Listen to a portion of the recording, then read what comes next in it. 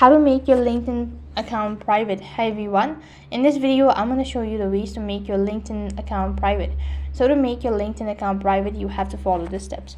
First thing, go ahead and log in into your LinkedIn account, and when you're logged into your account, that is going to take you to this field, and here what you have to do is you just go to your visibility. When you're on the visibility section, go ahead and select edit your public profile, and here you can see this is how it's look like.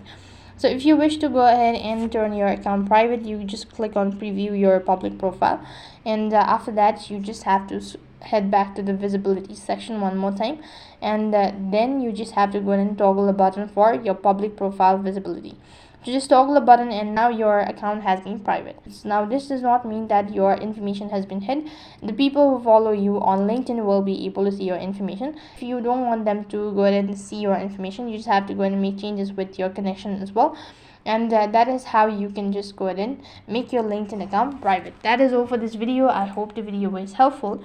Make sure to like, share and subscribe to our channel. Thank you for watching. See you in the next video.